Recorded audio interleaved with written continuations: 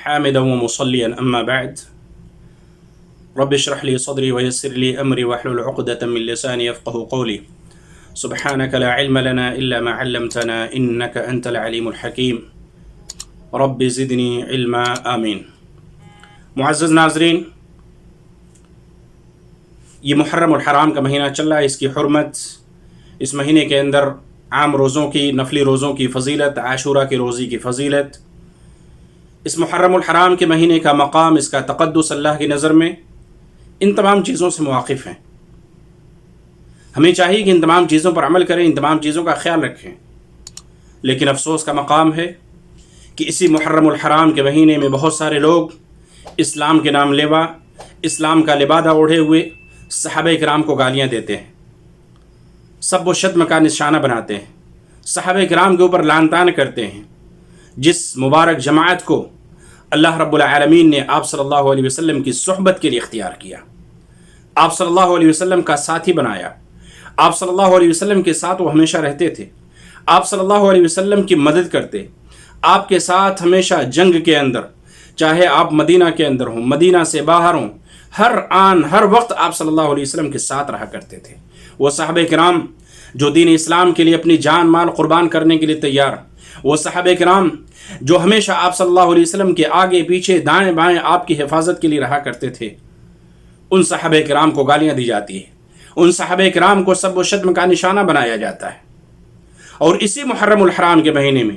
ابو بکر رضی اللہ تعالیٰ عنہ کو گالی دی جاتی ہے، عمر رضی اللہ تعالیٰ عنہ کو گالی دی جاتی ہے، عثمان رضی اللہ تعالیٰ عنہ کو گالی دی جاتی ہے، عائشہ رضی اللہ تعالیٰ عنہ کو گالی کا نشانہ بنایا جاتا ہے، سب و شتم اور لعن طعن کیا جاتا ہے، اور دیگر صحابہ کرام کو نشانہ بنایا جاتا ہے۔ اور یہ روافض ہیں، یہ شیعہ ہیں، یہ وہ لوگ ہیں جو اپنی نسبت اسلام کی طرف کرتے ہیں، یہ وہ لوگ ہیں جنہوں نے اسلام کا لبادہ اوڑھ رکھا ہے، یہ وہ لوگ ہیں جو اس مہینے کی حرمت کو پامال کرتے ہیں، جبکہ صحابہ کرام کی وہ مبارک جماعت، صحابہ کرام کی وہ مبارک ٹولی، اللہ کے نبی صلی اللہ علیہ وسلم کے وہ مبارک ساتھی، جن کے بارے میں اہل سنت والجماعت کا عقیدہ کیا ہے، امام طحاوی رحمۃ اللہ علیہ بیان فرماتے ہیں، کہتے ہیں کہ نحن نحب اصحاب رسول اللہ صلی اللہ علیہ وسلم، ہم اللہ کے نبی صلی اللہ علیہ وسلم کے ساتھیوں سے محبت کرتے ہیں، اور ان میں سے کسی ایک ساتھی کی محبت میں غلو نہیں کرتے، کسی ایک صحابی کی محبت میں غلو نہیں کرتے، اور نہ ہی ان میں سے کسی صحابی سے برات کا اعلان کرتے ہیں، یعنی تمام صحابہ سے محبت کرتے ہیں، کسی کی محبت میں غلو نہیں، افراط و تفریط کے شکار نہیں، اور ہم ایسے ہر شخص سے بغض رکھتے ہیں جو صحابہ کرام سے بغض رکھتا ہو، جو صحابی سے بغض رکھتا ہو ہم اس سے بھی بغض رکھتے ہیں، اور جو صحابہ کرام کا ذکر خیر کے ساتھ نہ کرتا ہو ہم اس سے کیا کرتے ہیں، اس سے بھی بغض رکھتے ہیں۔ اسی طریقے سے وَلَا نَذْكُرُهُمْ إِلَّا بِخَيْرٍ، اور ہم صحابہ کرام کا ذکر تو ہمیشہ خیر سے کرتے ہیں، ہم صحابی کا جب بھی ذکر آتا ہے ہم ذکر کرتے ہیں تو خیر کے ساتھ ذکر کرتے ہیں، اور ان کی محبت سنیے، یہ اہل سنت والجماعت کا عقیدہ ہے، صحابہ کرام کے بارے میں عقیدہ ہے۔ کیا کہتے ہیں امام طحاوی رحمۃ اللہ علیہ، کہتے ہیں وَحُبُّهُمْ دِينٌ وَإِيمَانٌ وَإِحْسَانٌ، اور صحابہ کرام سے محبت کرنا یہ عین ایمان ہے، عین دین ہے، اور اسی طریقے سے عین احسان ہے۔ صحابہ کرام سے محبت ہی دین ہے، صحابہ کرام سے محبت ایمان ہے، صحابہ کرام سے محبت کیا ہے، احسان ہے۔ وَبُغْضُهُمْ كُفْرٌ وَعِنَادٌ وَبُغْضُهُمْ كُفْرٌ وَنِفَاقٌ وَطُغْيَانٌ، اور صحابہ کرام سے بغض رکھنا، ان سے کینہ کپٹ رکھنا، ان سے جلن اور حسد رکھنا، ان سے بغض رکھنا، یہ کیا ہے، کفر ہے، نفاق ہے، اور یہ سرکشی ہے۔ یہ اہل سنت والجماعت کا عقیدہ صحابہ کرام کے بارے میں۔ اسی طریقے سے قرآن کریم کی ایک آیت، سورۃ الفتح آیت نمبر 29، صحابہ کرام کی فضیلت کیا ہے اس کا ترجمہ اور اس کی تفسیر آپ جا کر پڑھیے، ویڈیو لمبی ہو جائے گی اس لیے میں اس آیت کے ضمن میں یا اس آیت کا ترجمہ اس کی تفسیر میں نہیں جانا چاہتا۔ اسی طریقے سے اللہ کے نبی صلی اللہ علیہ وسلم نے اپنے صحابہ کرام کی فضیلت کے بارے میں کیا بیان فرمایا، لا تسبوا اصحابی فوالذی نفسی بیدہ لو ان احدکم انفق مثل احد ذهبا ما بلغ مد احدهم ولا نصیفا۔ یہ روایت ہے، امام بخاری رحمۃ اللہ علیہ نے اس حدیث کو بیان فرمایا ہے۔ اللہ کے نبی صلی اللہ علیہ وسلم کہتے ہیں میرے صحابہ کرام کو گالیاں مت دو، قسم ہے اس ذات کی جس کے ہاتھ میں میری جان ہے، فوالذی نفسی بیدہ، جس کے ہاتھ میں میری جان ہے اس ذات کی قسم، لو ان احدکم انفق مثل احد ذهبا، اگر تم میں سے کوئی بھی شخص احد پہاڑ کے برابر، احد کتنا بڑا پہاڑ ہے، کئی کلومیٹر کے اندر ہے، اس کے برابر اگر کوئی سونا اللہ کے راستے میں خرچ کر دے تو پھر بھی ان کے ایک مد اور اس کے نصف کے برابر بھی نہیں پہنچ سکتا ہے. یعنی اگر انہوں نے اللہ کے راستے میں معمولی سا بھی مال خرچ کیا ہے، معمولی سا بھی سونا خرچ کیا ہے یا اللہ کے راستے میں خرچ کیا ہے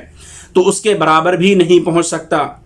یہ صحابی کی فضیلت ہے، یہ صحابہ کرام کی فضیلت ہے. اسی طریقے سے عبداللہ بن عمر رضی اللہ تعالی عنہما بیان فرماتے ہیں، لا تسبوا اصحاب محمد صلی اللہ علیہ وسلم، اللہ کے نبی صلی اللہ علیہ وسلم کے جو ساتھی تھے ان کو گالیاں مت دو. کیوں؟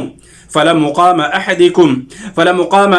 ساعة خير من عمل احدكم عمره،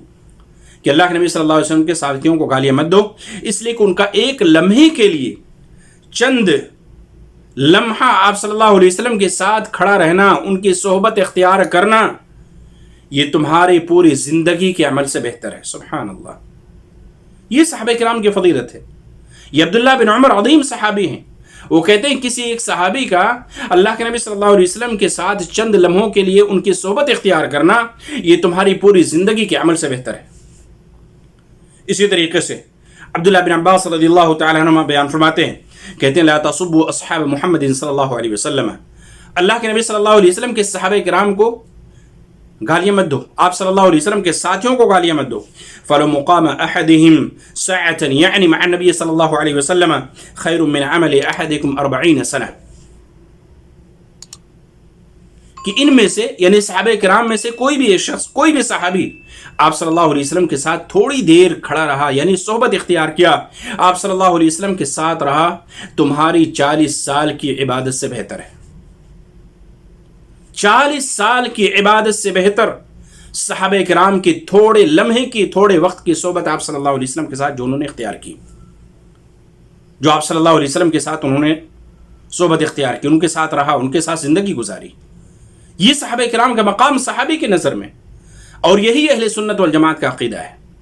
یہی اہل سنت والجماعت کا عقیدہ ہے. جو صحابہ کرام کے منہج پر چلنے والے، جو تابعین کے منہج پر چلنے والے، جو کتاب و سنت کے منہج کو اختیار کرنے والے، ایسے لوگوں کا یہی عقیدہ ہونا چاہیے. لیکن افسوس کا مقام ہے کہ آج اسی ماہ محرم کے مہینے میں 9 اور 10 تاریخ کو یا پورے مہینے بھر، پورے 40 دن تک صحابہ کرام کو گالیاں دی جاتی ہیں، سب و شتم کا نشانہ بنایا جاتا ہے، ان کا نام لے لے کر گالیاں دی جاتی ہیں، نام لے لے کر گالیاں دی جاتی ہیں، ان کا نام لکھ کر ان کے اوپر لعن طعن کیا جاتا ہے. کتنے افسوس کا مقام ہے. جن کی صداقت، جن کی محبت کا اعلان اللہ نے کیا ہو، اللہ کے نبی صلی اللہ علیہ وسلم نے بیان کیا ہو، صحابہ کرام نے اس کو اپنے الفاظ میں بیان کیا ہو، احادیث کے اندر درج ہو،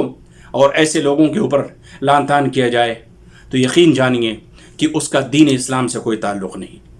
وہ کفر کا کام کر رہا ہے، اس کے اندر نفاق ہے، اس کے اندر سرکشی ہے، اس کا ایمان سے تعلق نہیں ہے، اس کے اندر دین نہیں ہے، اس کے اندر شریعت نہیں ہے، وہ صحابہ کرام سے محبت کرنے والا نہیں ہو سکتا، وہ دین اسلام کا سچا داعی نہیں ہو سکتا.